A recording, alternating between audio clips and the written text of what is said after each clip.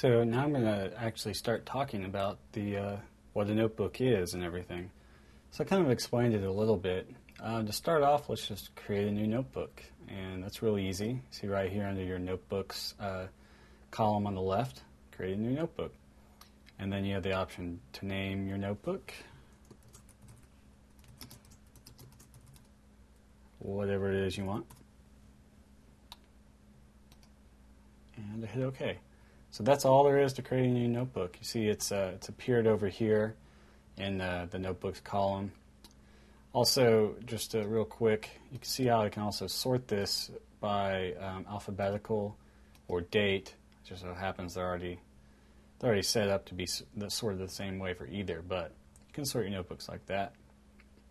And then you've also got the option to delete them down here, depending on which one you're selected on. You can see I'm selected on something when it's highlighted blue like this. So I'm going to talk a little bit more about what a notebook is and what you use this for. I think it's probably a good thing if you're maybe researching a product. If you're just pretty much researching anything and you want to organize all in one place. I think maybe for this example, let's go ahead and rename this TV. So maybe I'm researching for a new TV.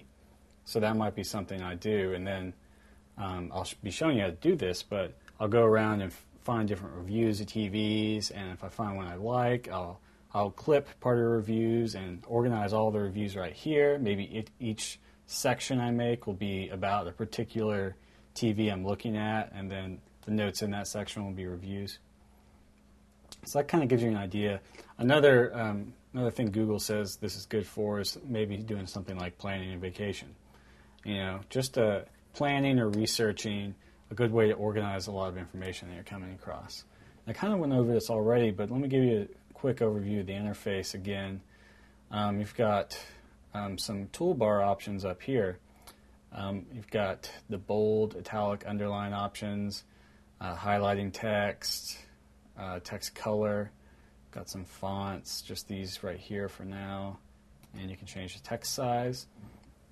You can create a bullet list or a numbered list, and then here's a quick way to hyperlink. And you can also remove any of this formatting by clicking this button.